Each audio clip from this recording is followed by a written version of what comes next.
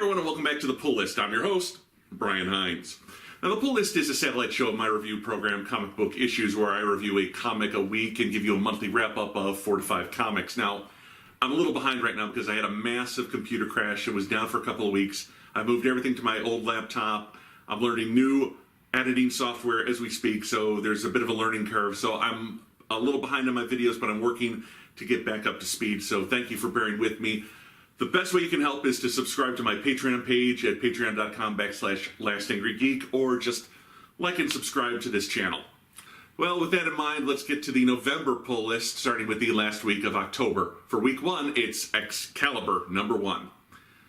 This is probably the book I was most looking forward to. I was a big fan of the original Excalibur by Chris Claremont and Alan Davis, but I was also a big fan of most of the characters they were using for this lineup. Apocalypse is one of my favorite X-Men villains, and Rogue is probably my favorite Marvel heroine of all time, bar none.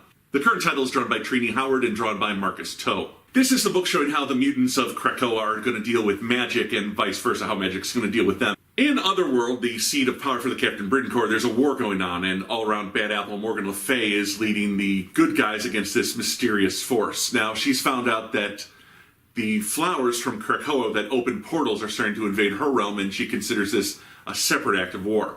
So as retaliation for this invasion, she cuts off all magic to Earthrealm until all mutants are destroyed. On Krakoa, Apocalypse has taken a new name in the Krakoan language. It doesn't really translate, so we'll just call him the Big A for now. He recruits Betsy Braddock, formerly Psylocke and formerly Asian, along with her brother Brian Braddock, the current Captain Britain, to open the portal, but they respond to Otherworld and its war first. Morgan flips out upon seeing Betsy, realizing that she's a mutant, and she corrupts Captain Britain to try and kill his own sister with this sort of black venom goo. Big A forms a new team with Gambit, Rogue, and Jubilee to try and open the portal. Rogue weakens the portal, but is put into a sort of coma, and Krakoa forms a sort of glass coffin around her a la Snow White. Betsy manages to escape her now homicidal brother, taking his magic amulet, and when she arrives on Krakoa, she's transformed into the new Captain Britain. This sets up a lot of hooks for the future. Mutants versus magic. What's going on with Rogue? Will Betsy be able to save her brother? Gambit is a former horseman of Apocalypse, so he doesn't trust Big A, but Big A is now the team's guide in this new world. The art by Marcus Toe is really good, nicely detailed, very expressive. I'm looking forward to where this book goes. It seems to be operating at a different level from all the other post-Krakoan mutant titles. That said, it's nicely met my expectations and then some. And for week 2, it's Legion of Superheroes #1 by Brian Bendis and drawn by Ryan Sook. So, following up on the Superman storyline where Superboy accepts an invitation to head into the future and join the Legion of Superheroes, they've been teasing the original Legion coming back for a while in Doomsday Clock, but then Bendis decided he wanted carte blanche at DC, and they said, go for it, and now that original Legion is kind of being written out in the book, and we've got this new, redesigned from the ground up Legion of Superheroes. Okay, I like the original Legion. For me, the 0 Hour Legion was my Legion. That's the book I grew up reading. It updated and retold classic stories with new twists. Then Mark Waid did that 3-boot Legion, and the less said about that, the better. Guess what generation this current book reminds me of? Iconic Writer gives us a revamp that nobody wanted? Yeah. Plus, I've never cared for his space work on Guardians of the Galaxy, so I definitely have trepidations going into this book. It starts with Ultra Boy trying to get back some canister out of Bloodhaven before being stopped by the wizard Mordu, who has kind of a Karloff and the Mummy look going on. He's joined by a bunch of other Legionnaires, and they get the canister out, which actually contains Aquaman's trident. Anyway, John arrives in the future, meets all 30-plus members of the Legion of Superheroes, ignores Rose from Legion Millennium, so what the hell was the point of that 2-issue miniseries, and finds that Metropolis is under a jar. It seems that the entire Earth has been destroyed and only about 30 cities remain in these domes attached to this habitat in space. It's actually a callback to the 5 years later Legion of Superheroes story. There have been a lot of reboots for the Legion. Now, there's a legend that Aquaman's trident can bring the Earth back by restoring its oceans, but before they can do anything about that, they're attacked by an off-screen alien called the Heroes. And in the last pages, the adults who run the future learn that the Legion have broken the law by bringing John into the 30th century. Okay, I honestly think that jumping into a fully formed Legion of Superheroes is a mistake. What worked with previous incarnations was seeing how the Legion was formed and grew into this giant body of like-minded superheroes. We've got so many new characters and it's completely overwhelming. I'd rather they started with a smaller Legion and built up. Now they've got nowhere to go. Now John Kent is supposed to be our focal point, but this issue starts off with a bang and we're left playing catch-up. That said, Ryan Sook's art is really nice, and I'm willing to give this book at least the opening story arc to win me over. Right now, issue 1 was just sort of a sensory overload, and I couldn't really get a feel for the book's quality. And for week 3, we have Event Leviathan number 6, the final issue of that miniseries, written, again, by Brian Michael Bendis and drawn by Alex Maleev. Now, if you remember my praise for issue 1 and have followed me on social media, I've absolutely loved this miniseries, but have had reservations that it wouldn't stick the landing. Well, it didn't stick the landing. Unfortunately, it ends with a whimper rather than a bang. First off, he pulled a Brad Meltzer in the previous issue. Brad wrote Identity Crisis, which was kind of a really big DC event about 10 years ago or so, and everyone was talking about it, everyone loved it, and by halfway through, I had figured out who the killer was.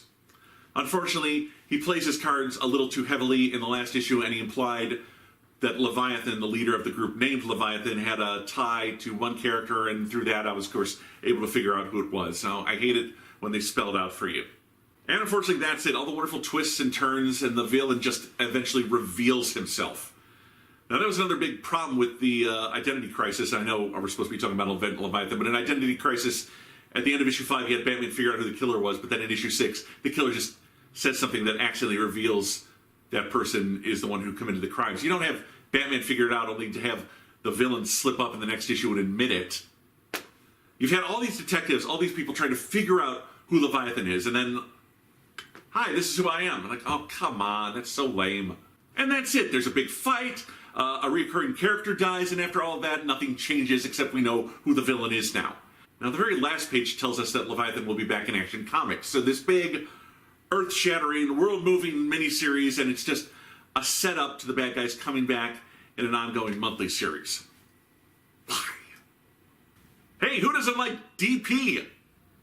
That's right, for week 4, it's Deadpool number 1. This time written by Kelly Thompson and drawn by comic book legend Chris Bocciolo, which I'm probably massacring that last name. Sorry, Chris. Now, I've not been a fan of Kelly's recent writing, from the Kate Bishop Hawkeye to its follow-up West Coast Avengers, and I especially did not like Mr. and Mrs. X, but that really wasn't on her. The offices decided to get Rogue and Gambit married, and I fucking hate Gambit, but that's on me. By the way, YouTube, this video is not for children. So that said, I did enjoy issue number 1. It was entertaining and fairly easy to pick up and just read. That is, you don't really need to know a lot about Deadpool going into the book. It's just a fresh start. He's there, he's a mercenary, let's move on. Monsters have been invading New York. Zombies, krakens, chicken men, you name it. Deadpool gets hired to kill their king and drive them out of New York, or Staten Island specifically, and teams up, sort of, with famous monster hunter Elsa Bloodstone. He succeeds, but ends up becoming the new King of Monsters because the title passes to whoever killed the previous king. He's then stuck in this tedious, boring job handing out rules instead of having fun like he likes to. Gwenpool stops by and drops off her pet land shark that she picked up in Thompson's time on West Coast Avengers to make sure he stays relevant in a breaking the fourth wall sort of moment. Unfortunately, another hunter wants to take the title of king away from Deadpool, Kraven. The story is actually pretty lighthearted and funny enough to keep me entertained. The guest stars are unexpected, and the art by Bocciolo is well suited to Deadpool. And although he did previously draw Spider-Man Deadpool, I think it's his time on Doctor Strange that really prepared him for this book, as he drew a lot of tentacled monsters in that one, and now he's drawing a lot of tentacled monsters in this one. So, good art and a good script by a writer who's never particularly impressed me. Well, all right, I'm down for the next issue. And that wraps up the pull list for November. Thank you for joining me. Be sure to subscribe to this channel, like this video, and once again, check out my Patreon page at www.patreon.com/LastAngryGeek. Until then, I'm Brian Hines. This is the pull list, and I'll see you back here for December.